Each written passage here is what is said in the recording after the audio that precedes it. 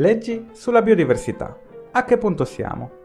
Gli anni 90 del secolo scorso sono stati un decennio importante dal punto di vista della tutela della biodiversità. Oggi, con il nostro ospite Massimo Tanca, andremo ad analizzare alcune leggi a livello europeo e italiano. Massimo Tanca ha fatto parte fin dall'inizio dell'unità di ricerca chiamata a gestire la legge regionale 15/2000 del Lazio sulla biodiversità. Ha un dottorato di ricerca in beni culturali e del territorio. Attualmente collabora con la rete semirurale nel Lazio e Sardegna a progetti di miglioramento genetico, partecipativo ed evolutivo. Salute a totus e bentornati sul nostro canale. In occasione della Giornata Mondiale della Biodiversità abbiamo oggi come ospite il signor Massimo Tanca. Benvenuto, la ringrazio di dedicarci un minuto del suo tempo.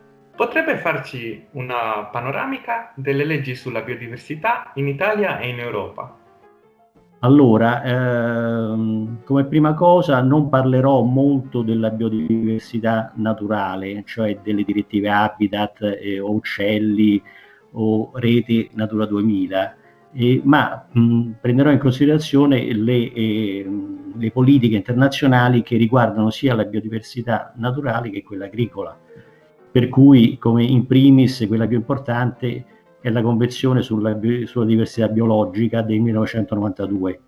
Allora, questa convenzione nel 2010 ha adottato un piano strategico della biodiversità che riguarda sia l'agricoltura ma anche la biodiversità naturale per il periodo 2011-2020. Il piano aveva l'obiettivo appunto di arrestare la perdita di biodiversità entro il 2020. E purtroppo, come andremo a vedere, tutto questo non è successo. Allora, il piano avrebbe dovuto essere integrato con le politiche nazionali delle Nazioni Unite fino a diventare operativo grazie ai piani di azione nazionali. Infatti l'Unione Europea nel 2011 ha lanciato a sua volta la strategia sulla biodiversità fino al 2020, con l'obiettivo molto ambizioso di porre fine alla perdita di biodiversità. Ma già nel 2016 il Parlamento europeo si accorgeva che non poteva riuscire in questo obiettivo e nel 2019 ha dovuto spostare in avanti la scadenza al 2050. Se consideriamo solo la biodiversità agricola, dobbiamo prendere in considerazione il Trattato FAO sulle risorse genetiche vegetali per l'agricoltura e l'alimentazione, adottato nel 2001 e ratificato dall'Italia nel 2004. L'ultima riunione si è tenuta a Roma nel 2019, ma ancora una volta anche questa riunione ha messo in evidenza le difficoltà già riportate per la biodiversità naturale, cioè un'assenza di visione generale e un'estrema specializzazione da parte delle istituzioni che hanno portato a uno stallo nella sua operatività. Andiamo a vedere i motivi di questo fallimento. La biodiversità per sua natura attraversa vari settori, cioè l'ambiente e l'agricoltura sono i due settori che conosciamo meglio, ma si passa anche per tutti altri aspetti che sono il commercio e lo sviluppo anche economico. E per cui la Convenzione sulla diversità biologica e il trattato, anche se in origine sono stati pensati come due strumenti che dovrebbero supportarsi a vicenda, e soffrono di questa dicotomia, non riescono a mettersi insieme in qualche modo.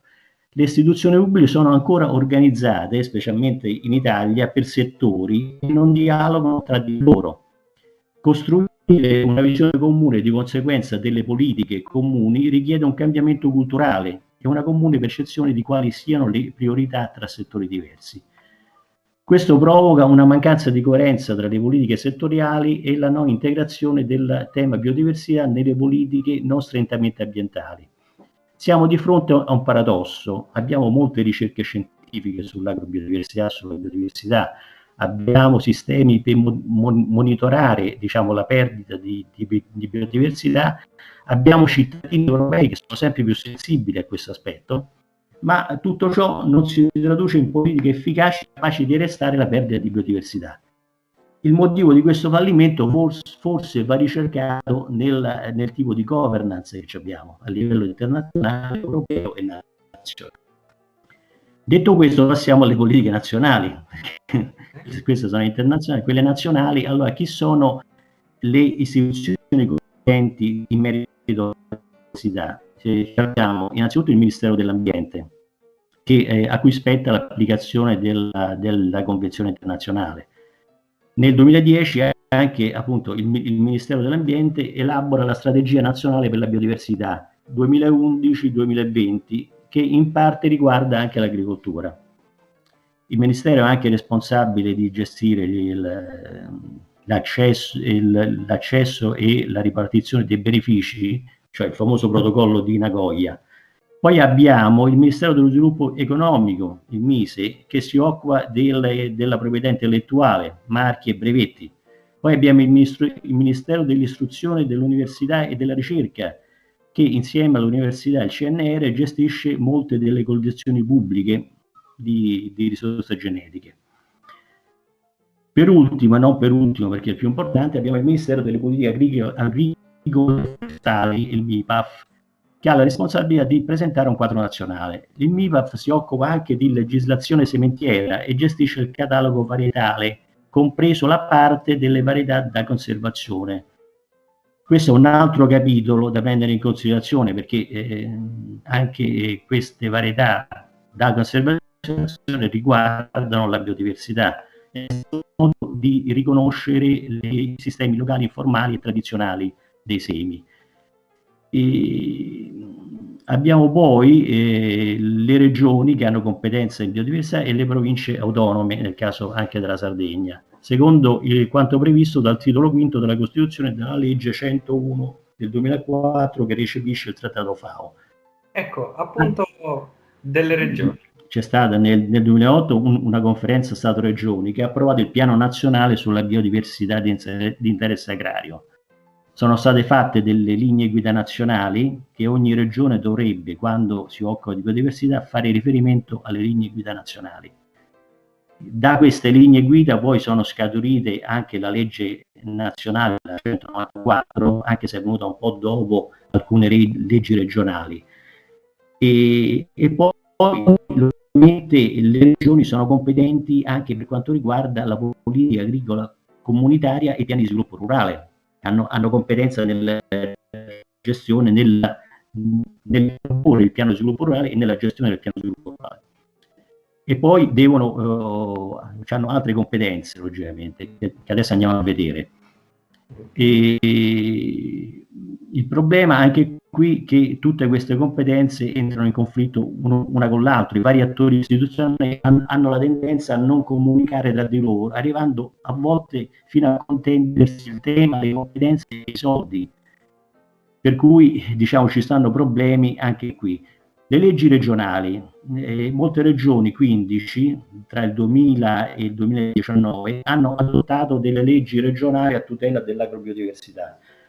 Nel Lazio, per esempio, la legge numero 15 del 2000 è stata una delle prime leggi, penso la seconda dopo la Toscana, per finire col Piemonte, che ha fatto una legge, la numero 1 del 2019, per passare per la Sardegna, dove abbiamo la legge regionale del 7 agosto 2014 numero 16, che anche se è stata emanata nel 2014, soltanto da poco tempo risulta essere operativa.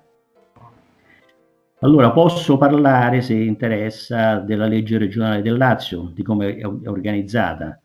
Cioè il Lazio nel 2000 si è dotato di una legge, la 15, tutela delle risorse genetiche autoctone di interesse agrario. È stata una delle prime regioni, come ho detto, che si è dotata di una legge. Tuttora è considerata a distanza di molti anni una delle più innovative.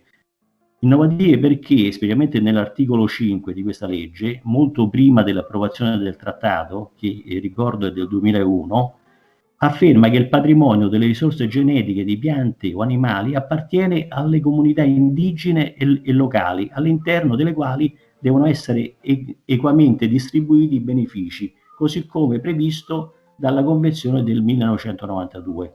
Per cui prima del Trattato FAO la legge regionale del Lazio recepisce questo aspetto. La legge opera del Lazio opera tramite due strumenti operativi che sono il registro volontario regionale e la rete di conservazione e sicurezza.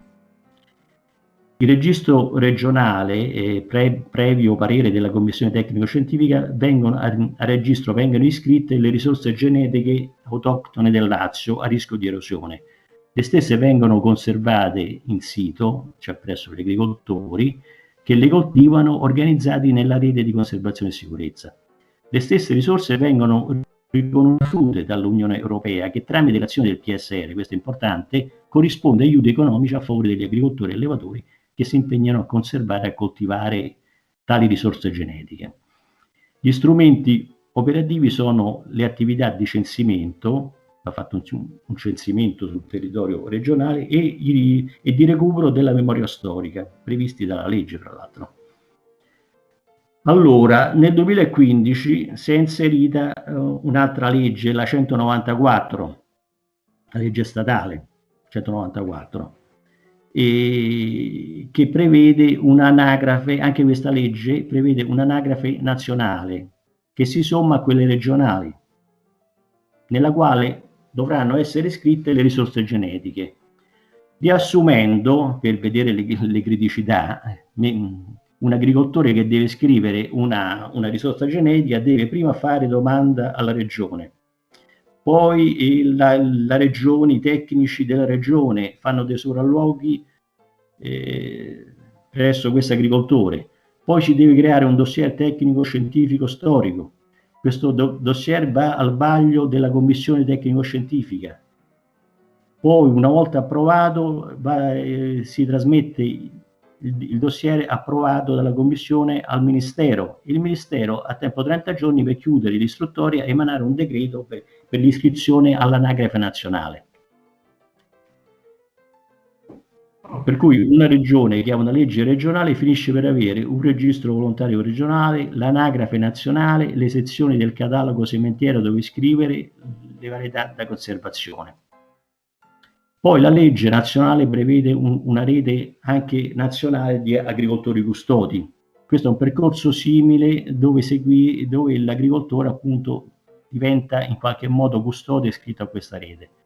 Dopodiché c'è una rete nazionale dei centri di conservazione, cioè sono un po' tutte ripetizioni previste dalle leggi regionali. E questo crea non poca confusione nella gestione di questi strumenti. E infatti il problema di fondo poi alla fine di questa, diciamo, di una critica che si può fare, è che la legge nazionale prende in considerazione soltanto gli aspetti formali, diciamo, della conservazione di queste risorse genetiche e non considera l'uso sostenibile della biodiversità agricola. Che è un peccato. E questo è un peccato perché diciamo, è una visione statica della diversità agricola che è stata superata perché adesso si va verso una gestione dinamica anche dentro le aziende agricole. Cioè in questo nuovo approccio alla diversità un ruolo chiave sarà svolto dalle strutture sociali aggregative. Per esempio le comunità hanno un ruolo fondamentale, perché diciamo la stessa risorsa genetica poi diciamo se la chiamiamo una varietà locale, ovviamente c'è un apporto di cultura, di storia, di tradizioni che vanno considerate in qualche modo, per cui è cultura. Precedentemente lei ha citato i PSR. Alla luce della sua esperienza nella regione Lazio, saprei dirmi come, a suo parere, potrebbero essere usati in Sardegna i PSR per la biodiversità? Allora, innanzitutto bisogna vedere la cosa fondamentale, siccome appunto il PSR, io ho davanti, adesso sto vedendo proprio il sito della Regione Sardegna, il PSR ultimo 2014-2020, che ha stanziato 1.308.000.000 verso l'agricoltura e 164 milioni più o meno verso il discorso della biodiversità, e forse anche di più perché le varie misure riguardano anche altri aspetti che interessano la biodiversità. Allora, quello che bisogna capire innanzitutto come stanno applicando questa legge regionale, perché siccome il PSR deve finanziare gli agricoltori custodi di queste risorse genetiche, bisogna individuarli sul territorio, per cui la base di tutto è un censimento e una volta che appunto un agricoltore, per esempio qui ci stanno dei parametri, il PSR prevede un finanziamento di 900 euro ad ettaro per gli agrumi in Sardegna. Allora, se noi abbiamo individuato che in Sardegna ci sono, e ci sono, se vuoi posso anche dirti quali sono, delle varietà locali di agrumi, allora l'agricoltore che detiene questa, che ne so, un ettaro, basti pensare alla Pompia. Alla Pompia fra l'altro, un agricoltore che detiene un ettaro di agrumi, di agrumi riconosciuti dal PSR come varietà locale, ha diritto a questo finanziamento. Però tutto questo lavoro va fatto. Io non so adesso la regione tramite la legge regionale se si è organizzata per fare questo lavoro sul territorio. Spero di sì, perché appunto ci sono tanti soldi che poi possono essere utilizzati, se ben utilizzati, anche per altre attività. Per esempio nel Lazio, mi ricordo un'attività che ha avuto successo, noi abbiamo 3 comunità di coltivatori di lenticchie nel Lazio, una a Ventotene, una a Rascino vicino Rieti e una a Onano. Allora, cosa abbiamo fatto? Abbiamo utilizzato una piccola parte del PSR per fare incontrare queste 3 comunità. Per la prima volta in vita loro non si erano mai incontrati, gli agricoltori si sono incontrati e noi abbiamo finanziato una giornata per farli incontrare. E questa iniziativa ha avuto un successo anche a livello internazionale. Ci hanno chiamato appunto a presentarla a un convegno a Nantes in Francia, che riguardava la ricerca scientifica in agricoltura, perché era un aspetto funzionale anche a una ricerca partecipata di base. Per cui sono anche delle cose che si possono fare col PSR e tante altre. Prima di salutarla, invito a chi ci guarda a mettere un like, iscriversi al canale e condividere se il video ti è piaciuto. Inoltre, se hai qualche domanda, puoi lasciare un commento qui sotto. Grazie e ci vediamo prossimamente. Ciao. Grazie, Ciao. alla prossima.